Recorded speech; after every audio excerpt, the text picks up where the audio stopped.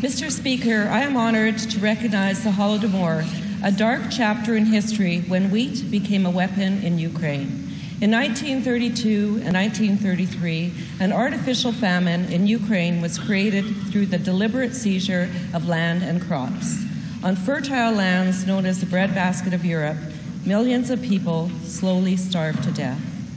For many years, the Holodomor went unrecognized and even denied, but the truth has come to light because brave survivors have boldly shared their stories to help ensure this horrific chapter in our history is never forgotten. And last year, on the 85th anniversary of the Holodomor, Mrs. Luba Semenyuk shared her experience as a young girl growing up in Ukraine.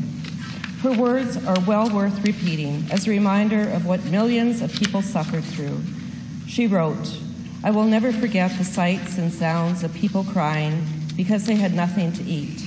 I will never forget painfully watching family and neighbors dying of starvation. And I will never forget my mother grinding up dried corn cobs and husks and using that to make soup broth for her children to survive.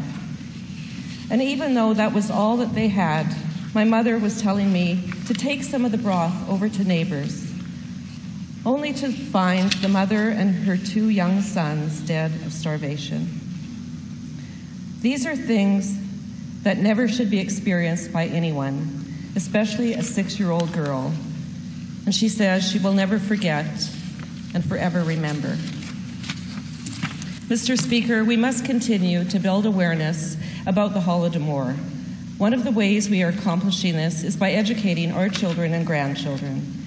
And it was my sincere honor to host students today from the English-Ukrainian bilingual program at our R.F. Morrison School during today's noon-hour commemoration of the Holodomor here at the Manitoba Legislature.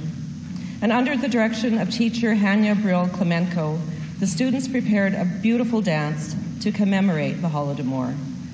It is a chapter that we teach the next generation about this dark chapter in history to ensure this atrocity is never ever repeated.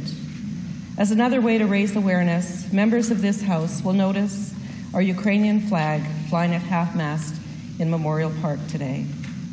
As a special commemoration of the Holodomor, thoughtful members of Manitoba's Ukrainian community have graciously provided each member of the House with stalks of wheat, tied with a black ribbon, which has become a symbol of the Holodomor.